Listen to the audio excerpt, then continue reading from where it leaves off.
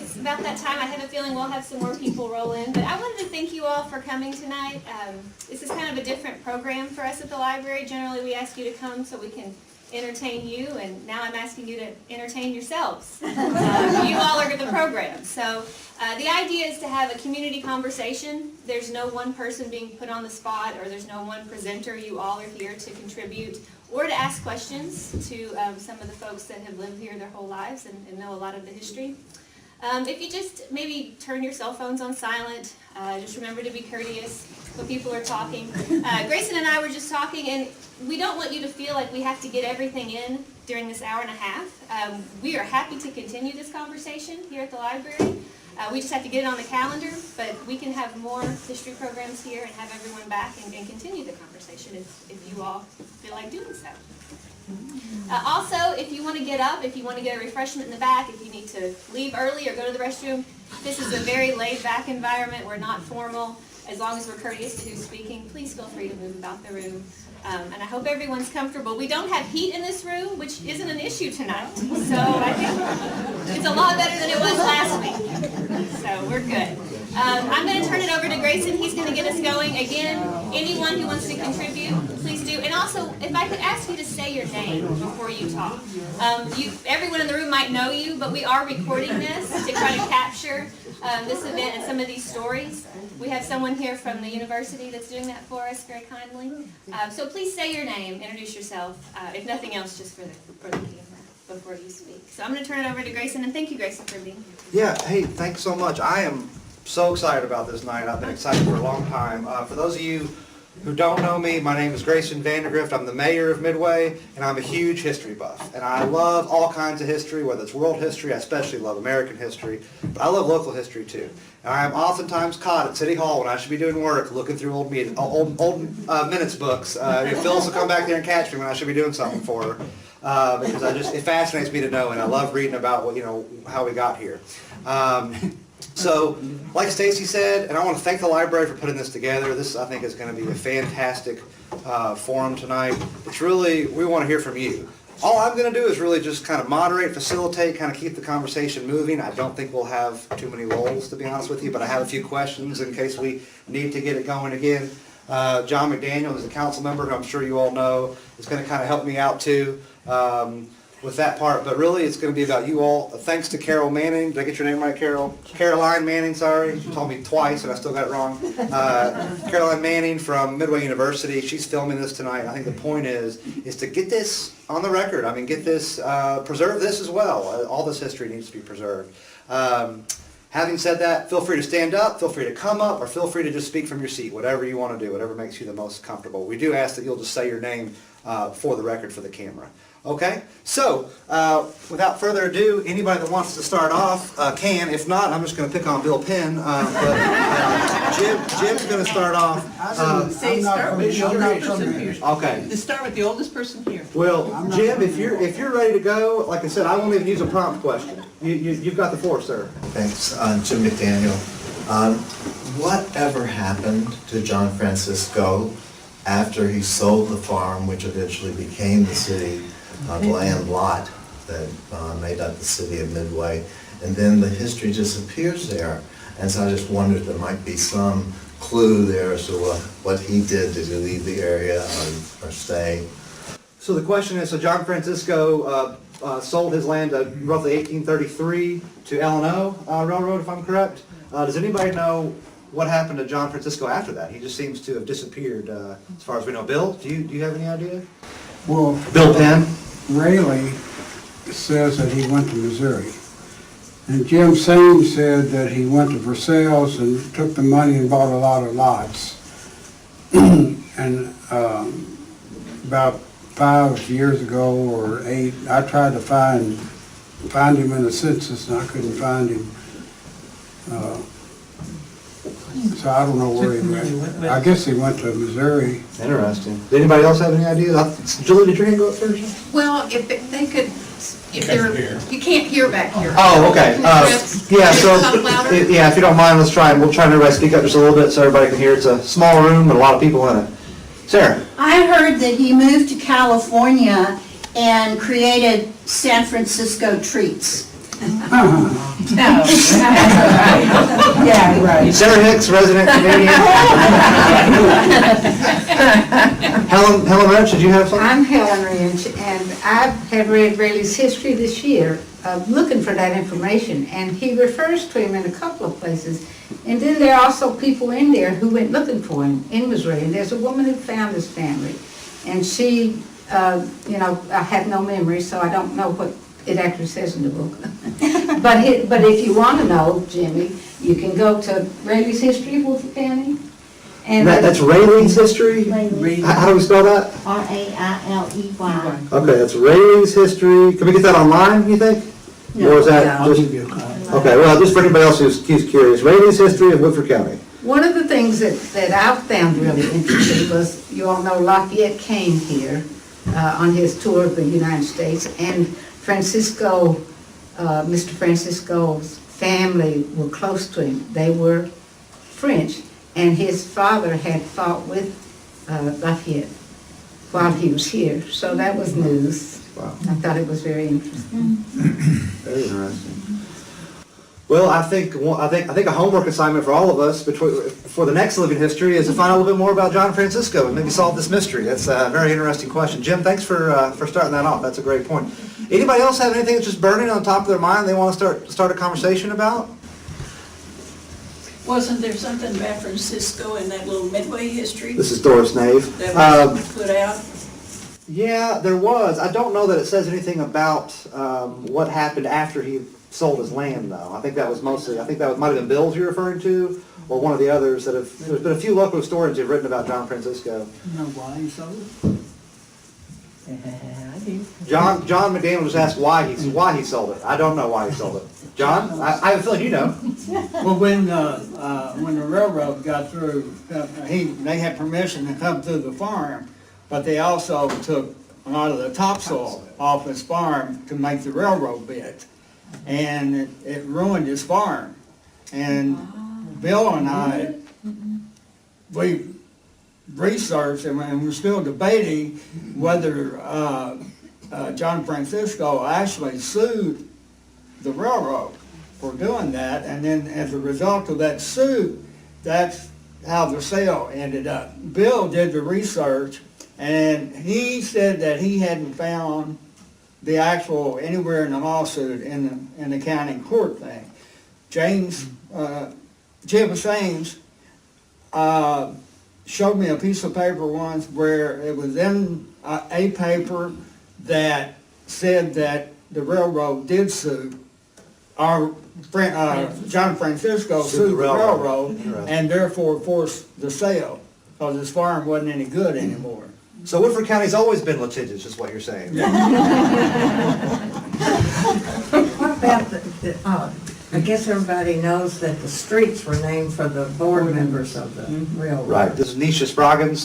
Yes, the streets, a lot, actually, I guess, as far as Stevens, Higgins, Winter, Bruin, Gratz, Turner. I know I'm missing some, there's more, yeah. Railroad Street, yeah. After the original, the board members, is that right? So those are the board members of L&O.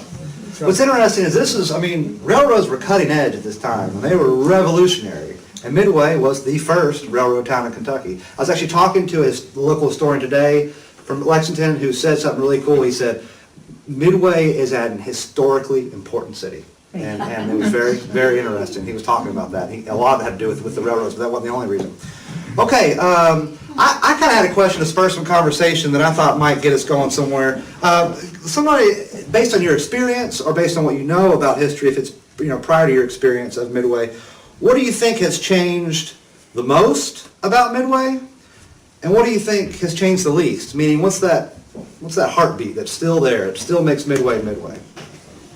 Who wants to start us off on that one? The traffic is one of the biggest notices. Doris Nave, okay. So, Come to town and you can't find a place to park. so in previous years, you remember it being much easier to find a spot. Absolutely. But I had the minutes from the 1950s, and they were fighting over parking. That's less than 10. I can't In say. the 50s, they were fighting over parking. Okay. When I moved here in 1946, the town was just a little country town, and all the people around the town would come into town on Saturdays. And they would shop. They had grocery stores, and they had little clothing stores, and I think what do they call them? You would know, Tim. Dry goods. Dry goods. And then they had the movie theater, and every Saturday afternoon they showed cowboy and Indian movies. I can remember all that. That's great. Doris? I worked at the George Knowles grocery store during that time, and the stores would stay open late, and then people would do the grocery shopping after the stores closed. And my mother worked for John Wise and Son, and she was on one side and I was on the other, and I think the two proprietors tried to see who could stay open the longest. But anyway, it was fun. Now they try to close the earliest. And we used to, Sorry, I'm just we kidding. used to have a grocery store on almost every corner. How many? How many grocery stores were there? Well, there was Fisher's and Hardwick's and Knowles, and at one time we had a Kroger store. And it caught on fire, and I scared my daddy to death that night because he was on the fire department, and when it started, we would all look out the windows and see what direction he would go. And I said, oh, it looks like it's up towards the shop. Well, he lost it. And because, that was our living. But it was a Kroger store. And I never will forget upsetting my daddy so bad that night. But I was just a kid. I was just a kid. 2 or 3 seats up Where here. was the Kroger store located? Down below the post office, Down below the post office, interesting. right next to the church. I never knew we had a Kroger store here. I didn't know that. Didn't Columbia's have an IGA? Yes, that was down on Main Street. And there was Hawkins had a grocery store where the apartments are. That was a grocery store downstairs. Henry Carr. Yeah, they came in town and had the grocery store. Let me see who else. Many years ago, Dan Adams, I think I'm telling this right, he was a meat clerk. And by the way, by me working at Knowles Grocery, I looked up one day and this new guy came in and he was working back at the meat counter, and I knew who he was, but that was about the size of it. But anyway, he became my husband. Who else? What has changed the most about Midway to you over the years? What's changed the most? I know a lot's changed. For me, I'm Donna Fisher Foreman, and the thing that just broke my heart was when our school left the community. We would start first grade, and we would go through to 12th grade and graduate there. And when we consolidated, it really hurt my feelings. And we have a wonderful school system in Woodford County, but when the small community high schools and public schools left, it was really a sad thing for our communities. I think that's when we started kind of going downhill. And then there were the years when I was a youngster here in town, and some of the folks in the room I see used to play Little League Baseball. Yep. In Midway. So we had our own Little League teams. We had, 4 or 5 teams? Yeah. And that was an outstanding opportunity for the community to get together in the summers to rally behind these kids. So those two things. And the school was, that was 1960s or 70s, correct? What year did the high school close? 60s, I think. Mostly. It was 60s? Yeah. 63 was the last graduating senior class. Aaron, you know a lot about those Little League teams, right? We've talked about that a lot. Yes. How many teams do you think there were? Well, we had 4 Little League teams. That was the Hurricanes, the Yankees, the Cowboys, and the Pirates. And yeah, That's impressive. the 2 Little League teams. Yeah. 2 farm league teams, how many fast pitch softball, Aaron Hamilton, baseball? by the way. Yeah, and used to have, softball games, fast pitch softball. Usually how many times a week? 2 or 3 times a week, really. It's, when I was a kid, I remember it used to cost a nickel to get in to the games. Yeah, yeah. And then they did away with that, and it was all free. But What year do you know roughly did that start to break apart, where the league started to disappear? Do you remember? oh, that was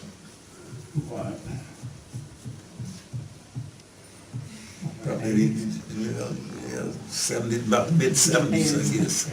Interesting. It's something that he said mid-70s, he thinks. It's something that comes up a lot. It clearly had a profound impact on the kids back then. Oh, yeah. It clearly did, because you all talk about it a lot. And I was talking to someone today who brought it up himself. He said there were 4 or 5 teams, and we talking about it and said what a shame it is that we don't see that now. We had a lot of good men that stepped up to take care of the kids. Organize and it, to coach, yeah. You know, There's with Fisher's Bill name. Clark, Mr. Fisher, you know, Picture. yeah. Photo in there. No, Their that. shop. That. Early Ginter, the Thomas guy, Wayne Thomas, was one of the coaches over here when my son played, and that would have been in around 74, Yeah, that was late- 75, yeah, that was late 76, 70s, yeah. along in through there. So probably soon after that, it probably was when it stopped, happening. What teams are playing over there now? Well, the university uses it, so the softball team plays there, and then there's some little league teams that kind of use it just to practice in the summertime. school buses drop off kids. Yeah, I think, we allow some little leagues to practice over there and whatnot. Sometimes I think they play little scrimmage games. Yeah. I saw, Dee, did your hand go up? Yeah, I just wanted Dee to Dee say for newer people in town that we actually almost lost our north side school about 25 years ago. It was Midway Elementary. And at the time, there was a plan from Woodford County to have all the elementary schools together in maybe a campus situation. And we really had to fight hard to keep the school that we have now. It's good that it was done. It's a great school. Doris, let's start Did I here. hear somebody say something about the school buses? Okay, that's what the shop on the back of behind my house is. My father-in-law drove the first school bus Midway ever had. And then my husband drove a school bus too. And he picked up passengers, students, and took them over to Versailles to school. And so that's the main thing, that big barn is sitting behind my house. No kidding. Sarah, I saw your hand go up.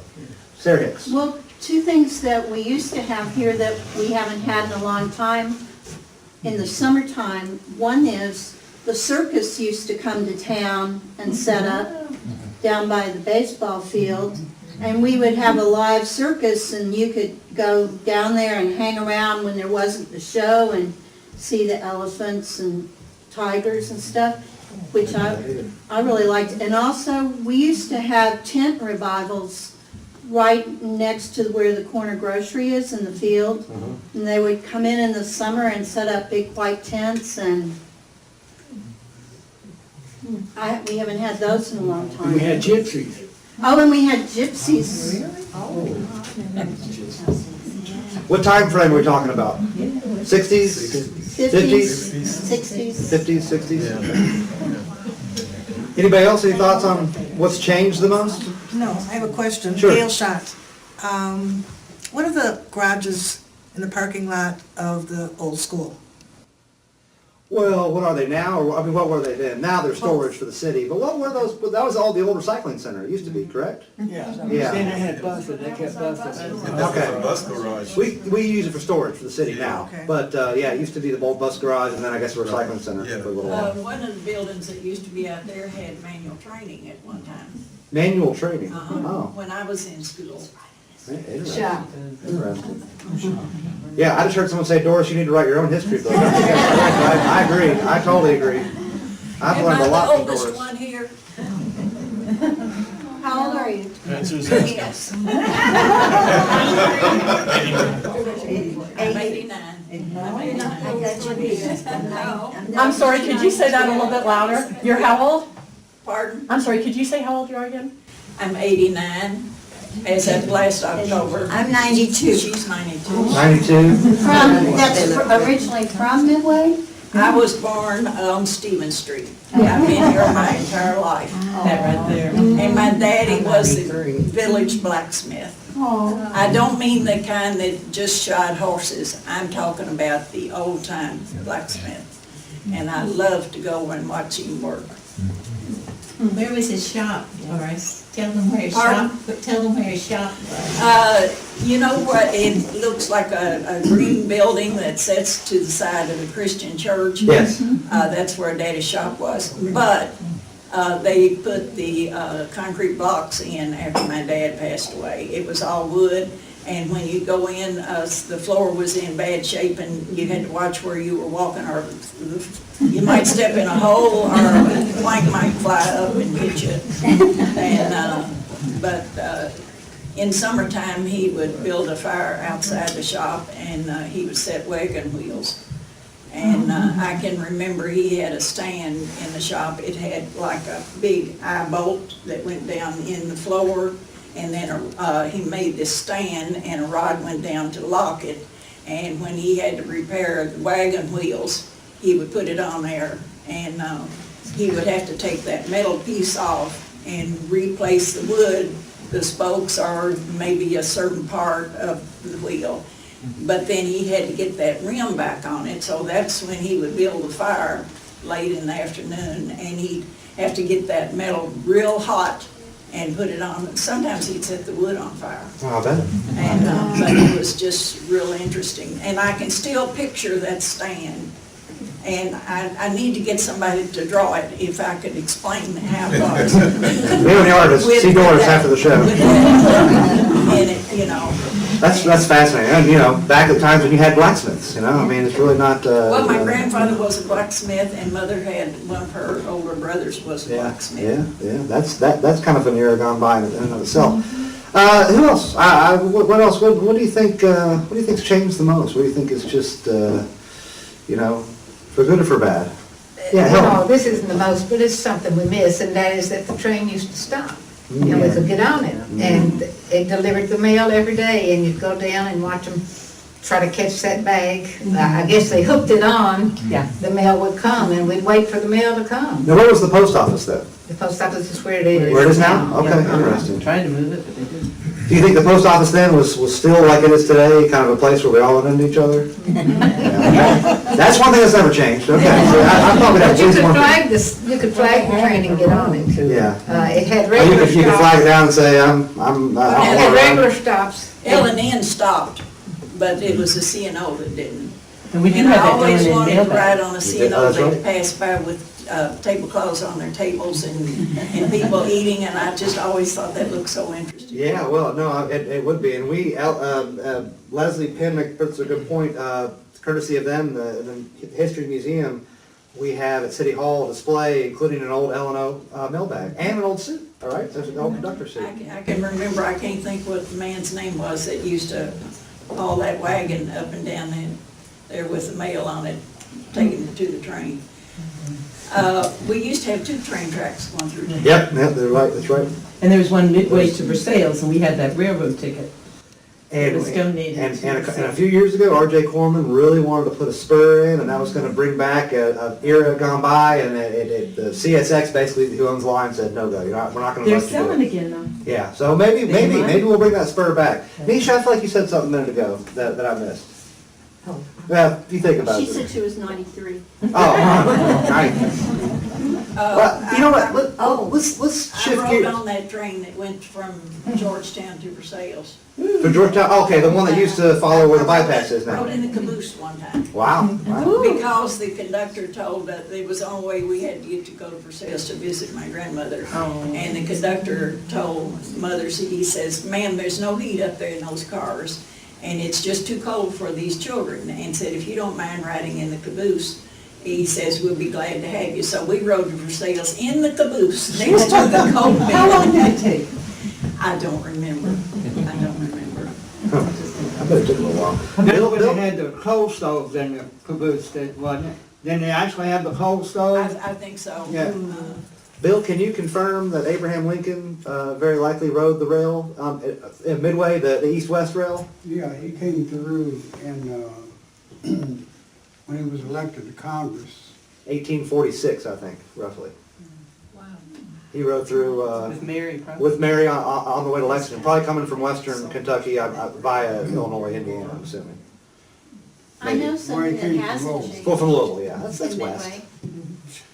Gossip, like. Gossip, oh. What you're saying is it's a small town, it's always been a small town. It's always been a small town. Donna?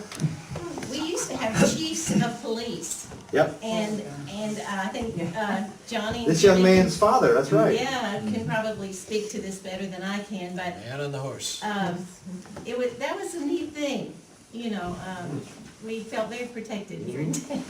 And you knew who you knew who it was, and yep. Yes, yeah, lots of good stories. Talk about your dad for a minute. Yeah. Now, John Willie's an interesting person. Okay, here's Dad, on horseback. Oh. He was noted for riding the horse and having his dog, and he was Midway chief of police for 37 and a half years. Was he the last one? Yes, he was the last one. And my grandfather, my mother's father, was the first one, chief of police. He was a town marshal, and then when Midway went from a 6th class to a 5th class, when we got so big, so we had to have a chief of police, so he was automatically made chief of police. Were these? And this is, and he was on the police department 38 years. I remember him. Was Mr. Hoffman? Right. I know Doris knows. Does anybody have any good John Willie stories? Somebody's got to have one or two. Even if they're not the most appropriate. Sarah. Well, one time my mother was going from Midway out to where we live 2 miles away on a farm. And we might have been breaking the speed limit. And That's still a problem, by the way. And John Willie followed us all the way to our mailbox. And my mom rolled down her window and she batted her eyelashes and smiled and said, "Is there anything wrong?" And he gave us a warning. Oh, okay. What's the name of the horse? He was really nice. Do you know the name of the horse? That one is Kate. What is it? Kate. Kate. That was Kate. Named after Kate Buster. Kate Buster. Really? Show these too. Who's Kate Buster? William Buster's daughter. Is that Buster Hall? Would that be any relation? Okay. Yeah, it's that family. Interesting. Miss Buster is still alive, out of the barn. Yeah. He must have thought that horse was cute. He thought that horse was cute, he said. Oh. Was that Kate's horse before? She bred, that was the foal, and then she sold her, and somehow or another we ended up with it. Dad was always trading horses. Actually, we were out in our backyard. In our backyard, from the time I grew up, I mean, we had chickens, we had rabbits, we had dogs, we had horses, and then my mother and myself, back in the about 53 or 54, and all these are white homing pigeons, giant white homing pigeons, and we had a pigeon loft up over we had a barn, a stable, right in behind the Baptist church, and that's why the Baptists still don't like the McDaniels, is because Dad had a manure pit right there next to, and every Sunday when they had to go to church, they had to smell that manure pit. You couldn't do that today.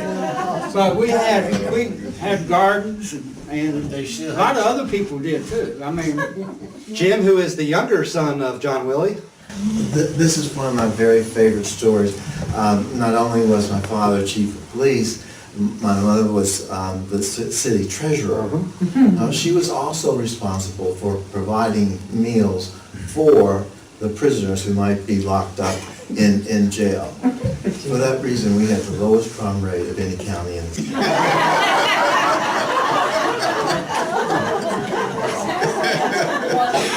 And the jail still does it. Tell about the jail. The jail, okay, the jail, let's see. This, where the wine and wood is, right now, and this is the same building. It cost, let me see here. It was, let's see, it was first right around, it was in the fire department, where the fire thing is now. They moved the cage out of there, like a big giant cage. They moved it up to where the wine and wood is right now. And it cost the jail, heck, I used to remember all this, now I can't even find it. Oh, $695.74. That included getting it painted and everything. What year? That would be 1933. How many years did that jail exist? To 1974. There was an incident in Versailles, which had a lot larger jail, and the jailer over there, they were having problems, and they had to take all the inmates out of the county jail and bring them to Midway. 28 people had to stay in there overnight one night until they got everything sorted out. So that's probably about a half a square foot for every person in there. I remember seeing the jail when it was in the firehouse because Daddy rang the fire whistle every day at noon. And while I was waiting for the fire whistle to die down, I was roaming around and I would play on the old fire truck. And I saw the jail back there. I kind of kept my distance from the jail. I think there were, was it two cells they had, or maybe three? Two. It was two. One big cell, and then there's two little where you can separate them and lock somebody up separately. And I think your dad helped with the movement because they had to do some iron work and stuff like that. And the bars in that jail were made to where if you had a hacksaw, you're sawing your way through the bars, and there was another bar inside of that bar that would rotate. So when you get down in there so far, it would just roll, and you couldn't even hacksaw your way out of it. We were that was modern stuff back then. Cutting edge technology. I have a question. When, a couple of months ago, we went to the Kentucky History Museum. I'm Julie Morgan, and we read an article about the fire bell, alarm bell was in the Yachts Tavern, and the proprietor, I forget whoever she was, anyway, would get the call that there was a fire, and then she'd have to call somebody else that there was it was just a really interesting story. I wondered if anybody here might be Anybody have any light they can shed on I that? remember that since you brought it up. I remember them saying that. My daddy was on the fire department the entire time. He would always, since the shop was right there, and of course it stayed locked, and Daddy was the closest to it, and when he'd hear the fire bell, he'd go up and open the door and have the truck ready. And then he would get on the back of the truck and go to the fire with them. And one time, where one of the Knuckles lives out in the country, and Origin Simpson took the fire truck out of town and to put the man's, to take care of it, and they fired him from the fire department because he took the fire truck out of town. And what you're talking about, that's when they had the fire bell. And then when Mr. Yunt was the fire chief, they had a button where they would call in to the Yunts down there, and then he was able to push a button which set off a siren. That's when we I think my daddy went to was the another level. assistant at one time. So Pardon me? I think Daddy was the assistant one time, or sometime during the go-around. Nisha, you got a story, I think? Let's hear it. Come on. When I first came to Midway, the they had an operator that lived, Miss Hughes, that lived on Railroad Street, on Main Street. And when you picked up the phone, you'd say, number please, and all the numbers were just 3 numbers. And if somebody had just had a baby or had left to go on a trip and you were trying to get hold of them, she would say, oh, you know, so-and-so just had a baby last night. She was listening. Or so-and-so, well, you can't get so-and-so because they've gone to Florida. So she was ground zero for gossip. She knew everything. Information center. Yeah, you didn't want to make her mad. Helen? When I got into high school, they sent us to Lexington. So everybody who we went to school with was in Lexington, and that was long distance. So we were next door to the Knuckles farm, and Nux and I were in the same class, so we'd talk on the phone at night when we were teenagers. Well, Daddy was the doctor, and people wanted to get through, and we'd be tying up the phone lines. So the operator would call John Willie, and he'd ride up and tell me to get off the phone. That's funny.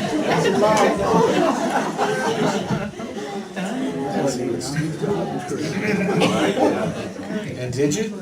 There are stories about the Leslie. the Easter egg hunt that Mrs. Roach would put on. Who can talk about that? Helen, do you know anything about that? The Easter egg hunt that was always put on by Mrs. Roach?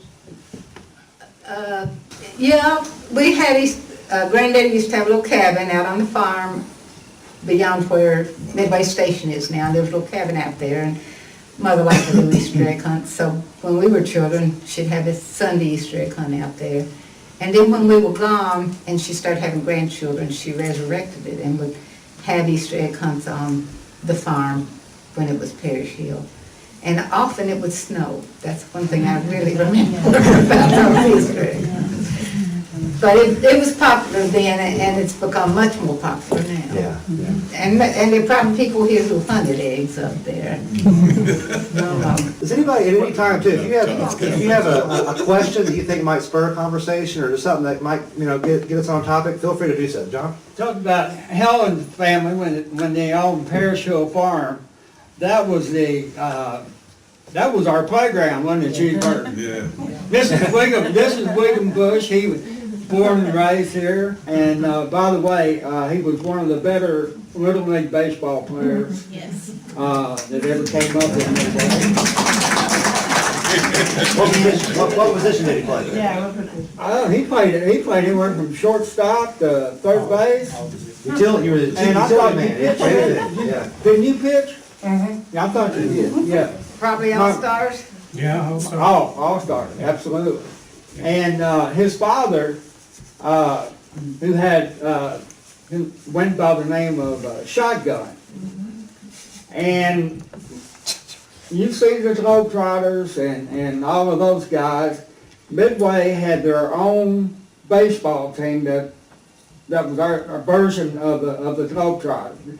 And Shotgun, William's dad, it was underhand fast pitch. And that ball went every bit of 100 miles an hour, no doubt in my mind. And he had one of the best catchers in the world, was Clay Guy. And I'm telling you, there were people that would come from Georgetown, they would come from Frankfurt, just to watch those two play ball. No, Clay was all the time talking.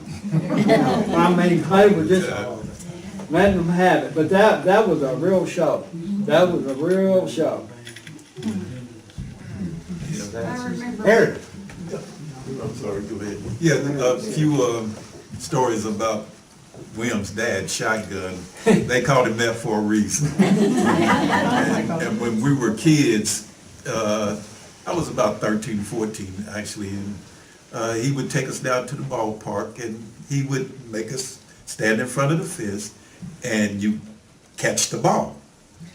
And he did not spare that you were young. He would say, here it comes, catch it. And if you didn't, you paid the price. So he was really instrumental in all of us learning, how to play baseball, fast pitch softball. He had everything. He had a curveball. I remember he had this pitch he called his riser. And the ball would come in, and then it would go up. I mean, and you had to be ready for that, or you would pay the price. You know, but he was really instrumental in us playing the game. You know, he was a student of the game. And like I said, they called him Shotgun for a reason. I bet you all have the best defensive team. Nobody dropped any balls after a while, right? That's really Sarah, I missed you there. I've always wondered about the big fire that was downtown. Which one? Maybe Bill. Yeah, there's tells been a that- lot. There's been a lot of big fires here in Midway, But actually. That's an interesting Which part of our history. buildings burned down, and are any of them, which ones were there before and which ones have been replaced? Can you speak, Bill, a little bit about, there's been multiple fires, but maybe, I think there's two in particular that I'm thinking of, but you know what you're talking about. Not the distillery fire. Right. One in right. 1950. Downtown. Right. Yeah. Yeah. One fire is where Eagle's Nest. That Is now, building, okay. and it was, wasn't it a hotel at the time? And when it burned, as I remember, I haven't read this for 8 years ago, but after it burned, I think it's when they started the fire department. It burned like on New Year's Eve or Christmas Eve or something. And then on the south block is the one John mentioned. Several buildings burned, the old Collins Opera House, and I think Midway had an opera house. and I think it started about One thing I didn't know. where Metso is, Uh-huh. and burned down to about where Logan's is, up to it, or something. What year? What, I don't remember. I think it was 1915. 1915, yeah. But I bet the basement walls and maybe some of the back walls are probably still the original. Yeah. More recently on Bruin Street, there was the big fire with guide drivers. Yeah, that place that burned down. Oh, yeah. That used to be Worley's. Well, a recent history, was it the 90s when the clock tower building caught fire? We used to have a clock, how long was that clock tower up? I mean, do you think? Does anybody know? Been there all my life. Yeah. $100 years. And where is the clock tower now? Does anybody still have it? Gone? That's the only place that really burned. I thought someone might have kept it, but. The nice part about that was you got the fire department there, and the hose didn't reach up to Yeah. the tower, and so then they had to get their recycling. We have longer hose now. That's a relief. The metal off the tin roof off the clock tower, we have It's in our basement. under our schools.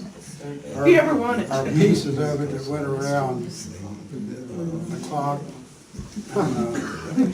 Somebody, Phil Giroux got it out of the dumpster the next. Sometimes that's how you find great historical artifacts. People throw away what they don't realize is going to be history. Tell him about the second floor of that. Oh. You mean Clock the tower building. The clock tower building. Yeah.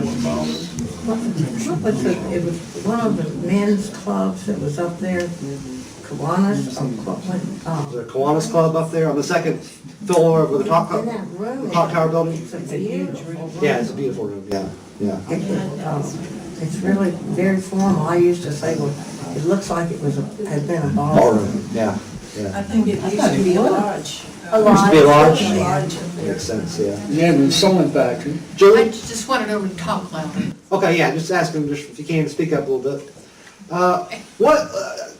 What did somebody kind of talk about or ask about, what would you come here tonight really wanting to hear about? I'm sure there's something we haven't touched on yet, because there's so much history in Midway. And this will probably be, again, the first of hopefully many future installments, so we don't have to get it all in tonight. But what's that thing? Anybody have that one thing that you really want to hear about? I'm Sheila Mobley, and I just wondered why Midway was chosen for the Kentucky Females Orphan School.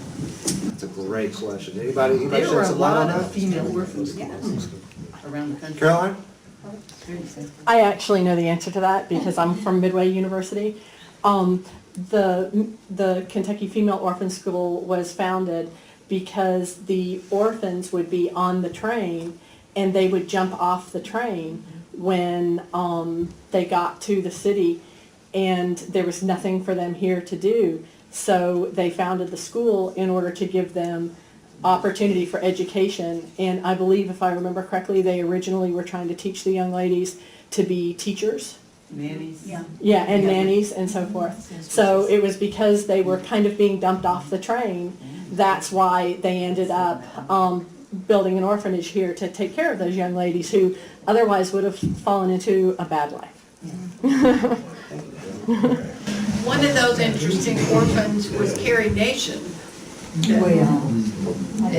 Well, she was in the Bacon Institute. Yeah, the Bacon. She went to the Bacon Institute, which was where the university's president lives now. I'm not connected to Carrie Nation. Explain who Carrie Nation is? She's the Molly had, or not Molly. Oh, yeah. Prohibition. Okay, yeah, I do better. Forgot about that. Selective memory. That's a frightening tale. Midway had both extremes, Carrie Nation and the bourbon industry. Yes, sir, in the back. Well, I'll come up front. Yes, please do. Passion. Me, maybe. I'm sort of a carpetbagger, but I have lots of roots here. Sorry, your name? Nicholas Martin. Sorry. Nicholas Martin, thank you. And I stay in Lexington a lot, and I come to Midway a lot because I had lots of family roots here, and I like Midway. I like hanging out. I like visiting the pens, and several things that link me to Midway are that, and some of these things, if you like go to Wikipedia, you might already know this, but my grandfather was the first person to train and ride man of war.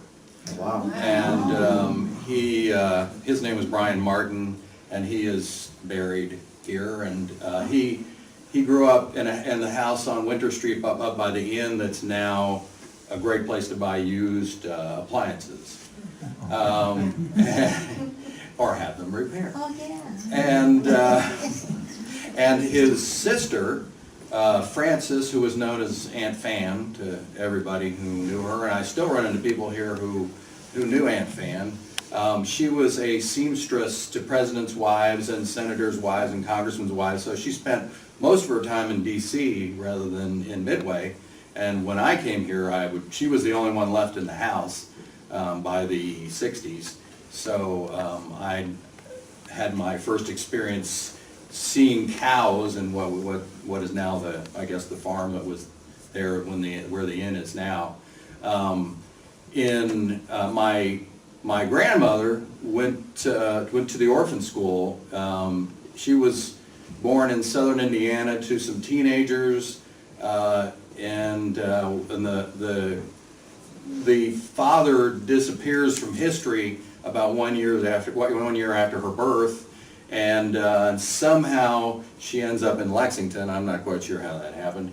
And she was sort of adopted by a prominent Lexington family, and they sent her to the orphan school, which in some fashion that happened. It's a bit hazy. But they both have the last name Martin, so it was very convenient. She did not have to change. I have to explain to people, it wasn't an incestuous relationship. In 21, this is now one of the more pleasant episodes in Midway's history. In 21, my grandfather's uncle was at the distillery, as I understand it, just visiting. Of course, that was during, when, I don't know what visiting constituted the distillery then. And two fellas came in, and my grandfather's uncle was shot to death, and a gentleman named Homer Nave was also shot. And in the trial, the person who did the shooting admitted that he was guilty, which presumably meant he was guilty. And I don't always be sure about that. The trials happened very hastily in those days. The sentence was the same day, and a member of the jury said that he didn't realize that he was going to be asked to decide on the death penalty, and the death penalty violated his religious beliefs, so the jury hung, And that night, members of the community went to the jail and removed the fellow who had been convicted and hung him from a tree, not far, a few miles away. Richard James, exactly. And Richard James is also buried, different cemetery, of course, for the time. And let's see, the last thing that links me here is that my great-great-great-great-grandfather is William Martin, and he's buried at Pisgah, and he has a memorial as a revolutionary soldier. So I got a lot that connects me to this community, and I enjoy being here and talking to people and just soaking Didn't up you the have atmosphere. one of your great something that fought on for the Confederacy, right? No, I didn't have any Confederates, no. Or that I know of. I mean, half of Midway was. Yeah, right. No, I wasn't trying to. No, that's okay. But, yeah, the Martins out, the Henry Martins, or the Confederates.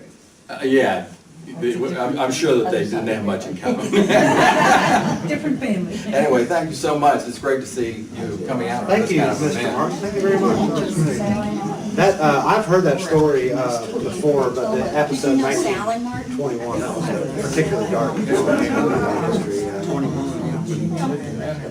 Missy?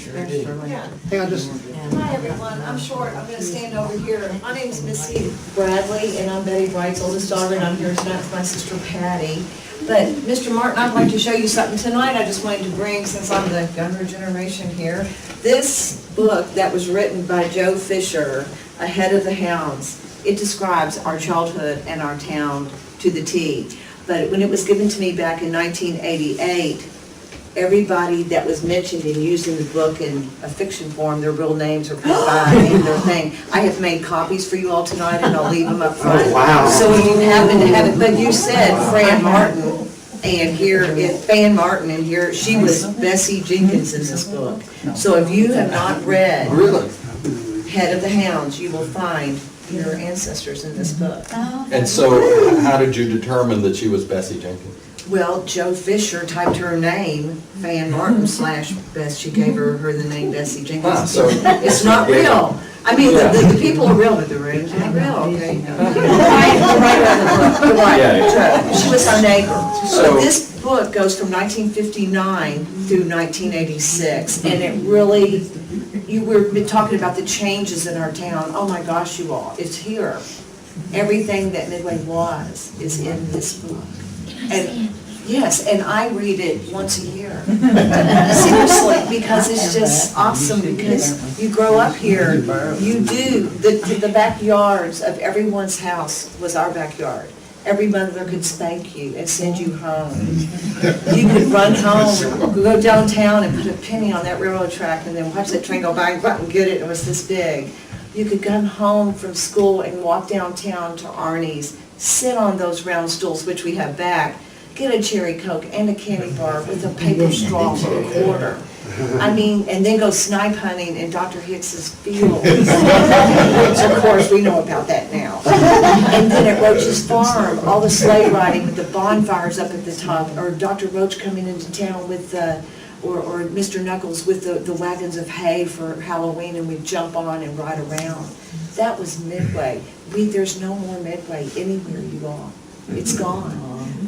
These towns do not exist, and I am so thankful every night that I grew up in a place like this. Because you try to tell this to someone, because I've lived in 4 or 5 different states, they're like, do what? And what do you mean you had a dinner bell? You know, they don't understand. Everybody had their own dinner bells here. So your Fan Martin was here, and she's mentioned in the book, I don't know which chapter, but do get a hold of it, and you'll discover this too. Obviously, it's not in print anymore, right? And the author is alive or not? Yeah, she is living right down the street. I'm surprised she's not here tonight, because Joe's very much a historian. It looks like it might have been when she still had a maiden name, is that correct? I thought She uses her pen. Her pen name, it's a pen name. Janelle Jones is the pen name she uses? Okay. And getting back to the history part, Patty and I are the Weisenberger side of Midway, and we could do a whole new story of that, because cleaning out Mama's trunks, oh, you all, we found it all, the gold mine. So we would Yeah, Oh, it's yeah, just, that'd be that would be a great. whole night thing too, that Yeah. everybody, maybe get Philip and Mac to come in that night too and give a little thing too, but it's a winter night, we can all do that. And your mom was the first female She councilman. was, I believe Patty come up and help. Okay, I believe I found this here, she was cleaning the attic. And what got me is that she ran independent. She ran independent, I am now independent, thank you very much. But anyway, she served 23 consecutive years. And a funny thing, real quick, getting back to Jonelle Fisher, who wrote this book, you know, Miss Fisher, everything was correct with her. So I was down in Jeff's framing shop where I had left one of Mom's portraits. Patty and I, we've been going through the prints, getting the house organized. And this one, we kept walking by, I said, do you want it? No, that just doesn't remind me of the mom. Yeah. I said, do you want it? No, again, because finally I said, well, the frame was kind of bent, and I thought Jeff could straighten it up for me, so I took it down there.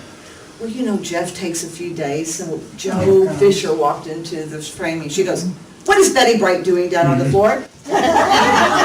And so now, it's now in City Hall. The laundry now hangs in City Hall. And we, in fact, it's in my office, because I always kind of think before I make a decision, if Betty would have been okay with it. She's looming over me in a protecting way. I also have a portrait that someone dropped off of Mr. Lacefield, who was a former mayor. So I like to have those old historical Midway figures just to remind me. But anyway, not taking any more of your time, again, it's called The Head of the Hounds by Jonelle Jones. That was her pen name. So I can pass this around if you'd like, and I'll also make copies of everyone's thing, and I can leave them up here too, and you all can make some more here. Maybe we could get a hold of Jo, maybe she has some in the warehouse. No, we have a book. Oh, yeah, if you have it, okay, I'll get you one right now. That's the first one she put in. Okay. It's really interesting. Thank you, Missy. Thank you very much for that. That book was called The Head of the Hounds. Ahead, right. Ahead of the Hounds, and it's Because it shows your. it's by Jonelle Fisher, but it says her pen name was Jonelle Jones. But it's out of print, it's my understanding, right? It's out of print? We'll have to find some copies. You might get a copy at the library. Helen. Dean Johnson Mason was telling me a story earlier today that she was going to tell tonight, so I'm just going to invite her now to tell it. Yes, please do. Come on, Dee. Dee Mason. And what story makes 6 minutes? Okay, I'm gonna assume it's the one about, okay, I'm Verna Johnson Mason. And everybody calls me Dee. I was born 1957 on a May 1st spring day, in the old doctor's office. My mom went to the doctor for her checkup, and I guess I won't have it anymore. Dr. Form or Dr. Roach? Dr. Roach. And where was the old doctor's office? Next to Lehman's, the building right there next to Lehman's. Right across from Betty Bright. We had Dr. Corn and then Dr. Horn. Gotcha. So it was the top of the town. My grandmother was doing her spring cleaning, washing her drapes and curtains or whatever, and then she said, oh, they came and got me, and they said that you was been born, and I had to run up there to the doctor's office. So I thought, I was the top of the town. That was good. That was okay with me, even though I didn't really think about it. Also, I wanted to mention the fact that my great-grandfather had a tailoring shop down on Main Street. That was years ago. I wasn't born, because I didn't know him. My grandfather, Monroe Price, his father. Who was Napoleon Price, next door to, they had a tailoring shop and shoe shine. Yes, and. We've got his picture. Huh? We've got his picture. And so the only other black business that I know about is the Saunders, the Richard Saunders, it was a, Cleaning.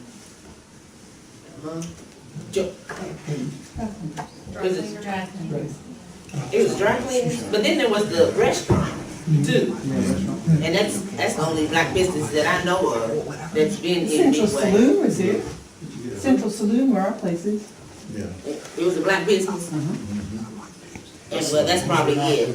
It always amazed me. Don't stick up. Now, these fellas know something about that. It always amazed me that to me, I always felt like we went backwards. Because as far as I know, we don't have any black businesses in town, now, and haven't had in the, I'm actually really glad you brought that up. It's my understanding that really, as far back as maybe the 50s, Midway was really, had a much larger African-American population than it has now. Yeah. Large. Can you talk about that a little bit? It was 50-50. As a matter of fact, right across the street from where I live now, there used to be a lady that had a grocery store, and her name was Miss Ellen Lampkins. Yeah. And it was really funny because every morning you could hear Miss Lampkins walking up the street because she had about 3 sets of keys with about 100 keys on each set. And you could hear her every morning just walking up through there, you could hear those keys chink, chink. And she'd get there about 6:30 in the morning, and she finally found the right key about 8 o'clock, and opened up. But she ran that store till, I guess, she died in early 60s or around in there, yeah. Was that store down, kind of behind me? Yeah, right across, well, it was right across the street from where I live. Okay. Yeah, right down by the ballpark, yeah, right up from the ballpark. Did you say the last name was Saunders that you were talking about? That had the business? Saunders? Yeah. What was the first name, do you remember? Was it Richard. Richard Saunders. What kind of store did he have? Was it a clothing store? They said cleaning, I just know of the restaurant. Is that Minnie Bell Saunders? Minnie, yeah. She was one of the interviews with Midway College. Dan Rowland. When the women at Midway College put on a presentation of African American women that they had interviewed, and Minnie Bell Saunders was one of the people. Yeah, because we knew her because she was homebound at that time when they got Meals on Wheels. But otherwise, she was never out on the street, and they wouldn't have a chance to meet her. See, and when they were talking about the baseball, I live right next door to the baseball park. And many a nights, because we would have people come when they would have tournaments, and people would come from Ohio and all over. And so that light shined in my bedroom window. Because they would play up to like 2, 3 o'clock in the morning. It was all night. But those were the good times, and I guess we'll never get them back. But Well, you never know. Midway's getting pretty young again. Well, I see a lot of kids growing up and a lot of youngsters, and especially in Northside. Yeah. I'm Sarah Hicks, and I live on, and I live in a house that was traditionally owned by the Nave family. They now live in Versailles, but Miss Lelia Nave was the clerk, and when she lived in my house was built maybe in 1850, but she was in the early 1900s, she sold her license plates out of my house. But the property where my house is, the property used to go all the way to the cemetery, to the railroad track. And when I went to research the deed, I found out that at the very end of Wausau, next to where the townhouses are now, next to the cemetery, there was an African-American blacksmith, and he had one of the first businesses in Midway owned by an African-American freed slave. What was his name? And I don't remember. He had a what? He was a blacksmith. And that's where the Presbyterian Church is. And when we do the community garden, we're always finding stuff that we dig up, because there was a stable there where they kept horses, because of course when people came into town to church, they had to keep their horses somewhere. So they kept their horses in the stable, and so he was just located right there. Hey, Bill, wasn't that a wagon shop once located in that area there around the Methodist church? I have a picture of a shop, and it's, it was down, I'm thinking it was next to where the Kroger store used to be, along in there. Or the Clark store? Yeah. Yeah. Yeah, and You're there's right. things up on the roof of it. Right next to the AME church. Yeah. I forget where I got that picture. Huh. But, and it may have been in the, I may have turned it over to the home place. Where Doris had a copy of that picture, had a wagon, or buggy sitting on the roof. I've never seen that. It was in one of the calendars. Yeah. Yeah, Nisha. Cassius Clay's last wife is born in is buried in the Midway Cemetery. Really? Cassius Yeah. Clay? With his young bride. She was 16 years old. Yeah. Wow. And when we were in the 50s, we had a car dealership in Midway. It was called Worley's, and he sold Plymouths. And it was across from the fire department. And we always tried to buy our cars there because it was nice to have a car dealership in Midway. And he always had one new car right in the big window, right? Yeah, all you had was one to choose from. Doris? I haven't heard anybody say anything about that monument that's in the park on Railroad Street. Oh, yeah. Oh, yeah, I mean, on, I used to play on it when I on was West a Main. kid. Yeah. But it was for William R. McKee, who was killed in the Battle of Buena Vista. And Okay, yeah, that's right. the railroad, I think, has put that monument there. Correct, yeah. I'm thinking. But we used to play on it, and then they replaced it. And I told a friend that he lives in California now, and I told him one day, I said, that's not the monument we used to play on. And he says, why isn't it? And I said, well, they replaced it. Why did they do that? I said, I guess it got in bad shape. But when they replaced it, they didn't make it as big as the one was that we used to play on. I didn't know that, interesting. And, Well, did you play with Eileen Craig? She said she played. played with the... Eileen Craig? No, not hardly. I played with the Simpson boys. Okay. What war was the Battle of Buena Vista? Anybody know? Mexican War? Mexican-American War. So that would have been the 1840s, I believe. Replace the base of it. We played on it many a day. That's interesting. Yeah. So that goes back to when we... Yes, sir. Mr. Bush. Hi, my name is Randall Bush, Randall Wheaton Bush. Everybody knows me from Midway as being a cheeseburger, red cheese, hamburger, you name it, I've been there. But there's a lot of things that have changed about Midway from the time that I was a little bitty toddler running around. And I don't think there's too many houses in Midway that I haven't been in. I used to know every crack, every pitfall, every sidewalk, and 25 trips from Gratz Street down to Main Street, to the drugstore, walk around the corner.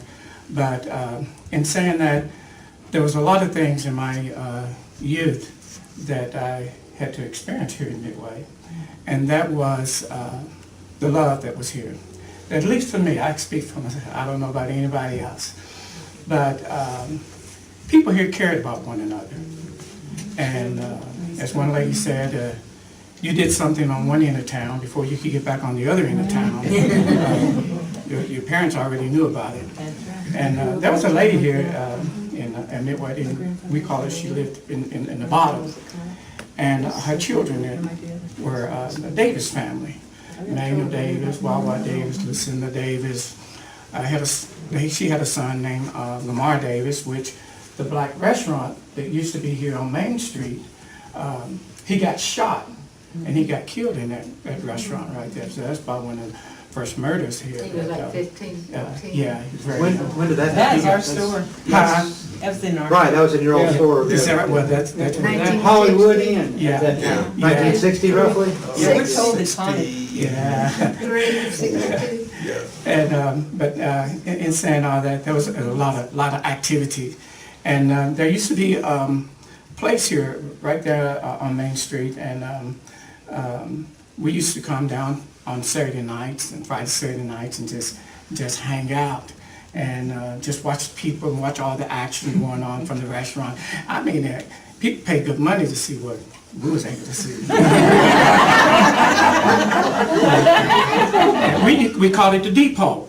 And everybody would come down and sit on, down at the depot. Mama said, well, I'm going to take you all down. You all going to sit on the depot. So this lady by the name of Miss Mildred Davis, well, her kids would be at the ballpark. That was in the Gratz Street. This is the truth. That would be the end of Gratz Street. That woman could holler. She would yell for her kids, and about like Pony Express. It would go from one person to the next person, and somebody said, hey, look, man, your mama's calling you. And then the individual would go home. But in saying all that, we used to have what we would call the rag man would come around. We had the ice man that would come around. His name was Nick. And we would have the vegetable man that would come around. And I used to love to see that because there were free vegetables. I mean, I'm not a thief, you know, but I took advantage of the opportunity. But in saying all that, and then lastly, there was a lot of mentors in my day. Donna Fisher, Mr. Joe Fisher, Sam Fisher, Bill Clark, there was Eddie Hanchel. There was, I mean, just you name it. Yeah, Mr. Earl Nunley. And they took an interest in the youth here, and which it takes a whole lot nowadays. But lastly, one of the biggest things that I would never forget was 1965. We had Little League All-Stars, went to Frankfurt. And I truly believe it was like 65, 63, one of those years. And we played at the old prison. Midway showed out. I mean, they came from carts, horse and buggies, exaggerating, but they came, I mean, they packed that place because that year Ted Williams was there. And Ted Williams was there to watch this championship game. And we all got autographs and programs, and that was the highlight of my life at that time. And matter of fact, we played Versailles All-Stars. I pitched. We beat them like 23-3. But anyway, it was a great time coming up. So when I come to Midway, now I'm very sad because I don't see that anymore. And people act just so strange, and you feel like a stranger in your own home. And it just was some kind of way that people could just come back together. And I realized people that didn't grow up here don't understand that, but the people that remain here and people that come back, we ought to continue to encourage each and every one. The love that Midway has, and Midway was able, and Sister Coema, her daughter back there, she could cook. Sister Coema and Sister who's that?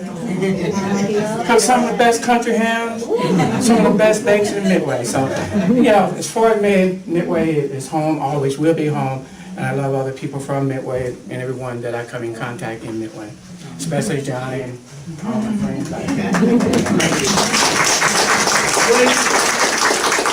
Well, you still have your church? Are you still preaching? I preached there for 24 and a half years, Right. and I left in March. And on that part, there have been some great black ministers. They've come up out of Midway. There is Paul Guy, which is still have his church in North Carolina. There's Ben Carter, which has a church, I think, in Arkansas. I think it's Arkansas. He has a church in Arkansas. And of course myself now, and I'm associate at St. John Missionary Baptist Church in Lexington. So there's been some great ministers, Tommy Johnson, which is still in the ministry, Don Johnson, which is, is ailing right now. So there's been a lot of good black folk that have come up out of Midway that has been very, very prosperous as well. So we may be few now, but I'm here to tell you that back in the day, it was something else. Speaking of mentors, Miss Ruth Roach was one. I got my first job at the ballpark. Screwball. At the concession stand. See, we don't even have a concession stand anymore. We don't have bathrooms anymore. It seems like sometimes we're going backwards. But we had bathrooms and we had the concession stand. And I worked at the concession stand at the ballpark. Loved that job. That's where I started tithing. That's where I started, was on that job. And like he was saying, with all the bad things, racial things that's going on in the world today, I wouldn't put any of them against this town. Amen. This town, I've heard stories about how they come together, how they stood up for, how the white community would stand up for the black community, and it's just, I'm proud to be Midwayan or whatever. I wouldn't change it for anything. That's why I'm still here. That's why I'm still here. It's not what it used to be, but it's why I'm still here. And I thank God for this town and everybody who's here, who lives here, and who has, I know, made my life, just what it is. And I thank God for that.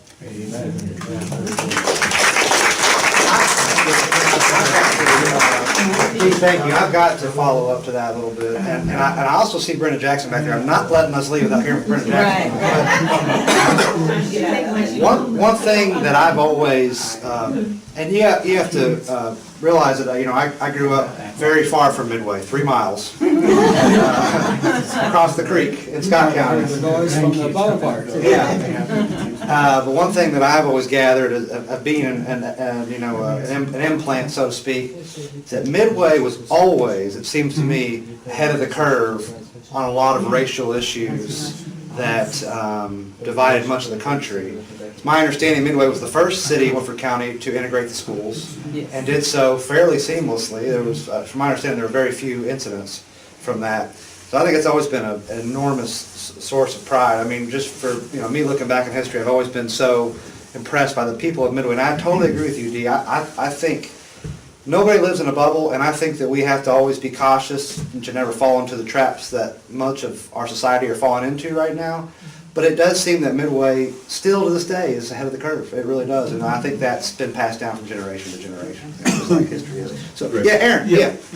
A few stories on that. In my first year in grade school, if y'all don't know where I live at. Well, the school is right up here. But my first year of grade school, we were bused to Versailles, to Simmons. Yeah, and I remember that, and I was trying to figure out as a kid, why, the school, But in my second year, that's when we desegregated, and we, and I think John and I were, we were buddies all the way through, But that was the thing, because during the summer, we always played together anyway. Yeah. And so it really didn't make a whole lot of sense of, why all of this, But, there's one thing that I had great parents. And my dad always told me, never judge anybody by the outside. You look at the inside, So that's what you live by, You all had a lot of good mentors, it sounds like. I have one more thing. Yes. One more thing. I do remember Midway High School basketball team was coached by Ed Allen and I think Billy Grimes. And I just happened to be playing at the playground, And I saw all these dudes coming down the hill, what we call basketball court. And it was a nice basketball court. It had concrete wall and people sit on. And they held their basketball practice on that court. And one of the biggest games that everybody was talking about is when Midway played, what, Douglas? Douglas. And that was a black school in Lexington. Man, I'm here to tell you, there was a time. And also, we used to have good sock hops, you know, and at the school. So, as Dee was saying, I sort of feel like that we were sheltered in a way and protected by a whole lot of stuff that was going on in other parts of the country. For that, I say thank you, Midway. Our parents would show up. Parents would be there for everything. John, you follow up on that? Going back to the basketball, there was after we integrated, Midway, in 1956, Midway was the first, it was the first integrated, had the first integrated black basketball player on the varsity team. And his name was Robert Underwood.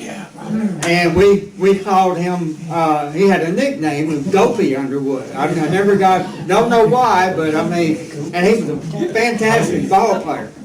Now, to go further, if you go to the Woodford County Library, there is a art exhibit right there that just opened this week, I think. Yes. And they changed Dopey's name. He changed his name from Robert Underwood to Anton something. So you saw it in the front, in the first page of the Woodford Sun. So he was the first black varsity basketball player to play in an integrated school in the state of Kentucky. Under Ed Allen. That was Midway High School. Yeah.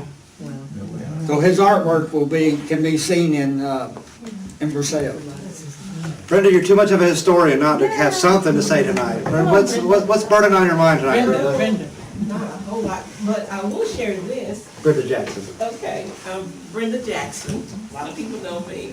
But anyway, right now at the Kentucky History Center in Frankfort, and I think Melvin alerted me to this. I went there on Martin Luther King Day, which was last Monday, after the program in Versailles. So I went to Frankfort to the Kentucky History Center because they have a display there of a lot of African Americans. I think it was like 500 pictures this lady took in 1935. What is it, held in 1938, 1946. Yeah. And so her name was Helen Morrison. And she's from Chicago, I think. But anyway, she came around this area and she took a lot of pictures of people. And so I told my niece before I went to Frankfurt, it's like, lo and behold, I'm going to find somebody in Frankfurt on that wall that I know. And so when I went there that Monday, that happened. I looked on the wall and there are 4 pictures of African Americans from Midway. One I have identified, the other 3 I'm still working on. But the one that I identified, I was really amazed because it was my great-great-uncle. So for 72 years, so she took the pictures like in 1946, so over 72 years, there's a picture of a man from Midway, and his name was Willie Thompson, Willie Thompson.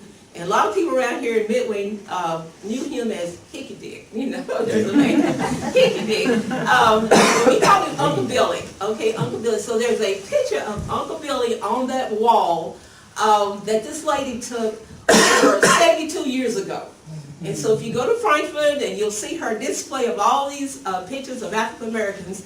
And I was really amazed to see my great-great-uncle's picture on that wall. So I really had to tell that story. That's great. And then one of the pictures we think might belong to the Bush family. Did you all identify? Yeah, that's our mother. Okay. You think it's Annabelle Bush? Okay, well now her picture is in a big frame on that wall. So you all gonna have to go to Frankfurt and check that out. Because has he been to check it out? Okay, did you see your mom's picture? No, not in Frankfurt. Okay, well you need to go to Frankfurt, the Kentucky History Center, that Clark and Jake Davis, saw him, somebody identified Jake Davis. And the old Alfred Coal Tavern, that's down there too, that the lady took over 70 years ago. So I was amazed to find somebody from Midway that I knew, one of my relatives. It's on the wall. Brenda, tell about your daddy's musical career. Oh, yeah. Oh. And the rest of them. I mean, we had big bands coming out of there. Oh. Okay, let's see. There's another story. This happens to be my grandfather, Willie Combs. I have a Willie Thompson and a Willie Combs. So Willie Combs is my grandfather. It's my mom's father. And so Willie Combs played in a band. It was called the Walker Brothers Band. The Walker Brothers Band out of Lexington. And I think that was like in the 1920s, something like that he played in the band. And there is a picture that my mom, Johnny has Johnny has the picture of the band. Okay, Willie Combs is on the end. He's my grandfather. I knew him thoroughly. And he played in the Walker Brothers Band. And they knew people like Duke Ellington. I think they met Duke Ellington on the road. They met, what are some of the other people that was in that article that they met on the road? They would do like the opening act before the famous people came on board. Lionel Hampton. Lionel Hampton, I think. Okay, yeah, okay, there it is again. So anyway, I have a famous grandfather, Willie Combs, and then my mom could play the piano by ear, and I have no musical talent whatsoever, but my family has this picture that's become rather noted that has my grandfather in it, so I'm really proud of him. And also, there's two other men from Midway. I have identified all the people in this picture except two people. I don't know who they are, but there is Walker Brothers. He's in the picture. There is a Mr. William Hamilton that played the piano for the Second Christian Church for over 75 years. He's in the picture. There is, what's the other man's name? Can't think of his name right now. But anyway, there's three men from Midway in this picture. But they came out of Lexington. And they played in the Walker Brothers Band. It was in the 1920s. Very cool. Brenda, thank you so much. We are, unfortunately, I think, out of time. The library closes at 8, so I think we will. It seems like there needs to be another one of these. Am I correct? Maybe we break them into subjects. That makes a lot of sense, I think. I just want to say a few things real quick. Here's what I learned tonight. First of all, besides the fact that I already knew this, that Doris needs to write a book. Okay, Doris needs to write a book. Actually, a few people here need to write a book, to be honest with you. I didn't know there was a circus in town. I did not know there was used to be an opera house in town. I didn't know there used to be a Kroger's. I didn't know that about the monument on West Main. I didn't realize that that was not as big as it used to be. I had no idea about the Head of the Hounds book by Jonelle Fisher, her pen name Jonelle Jones. I didn't know about the Richard Saunders story about him having the tailor shop downtown. But one thing I realized is I figured out where that Versailles Midway rivalry comes from. I thought it was from Midway winning the championship in 1937. It's not. It's from Mr. Bush's team beating Versailles 23-3 in a 1965 All-Star game. So that's where the rivalry comes from. Big thanks to Caroline Manning from Midway University for filming this, and this will be, in 100 years they'll be watching this and saying, where Midway is now. Can you imagine what it'll be in 100 years? And thanks for Stacy and everybody at the Woodford County Library. Thank you all very much for putting this on.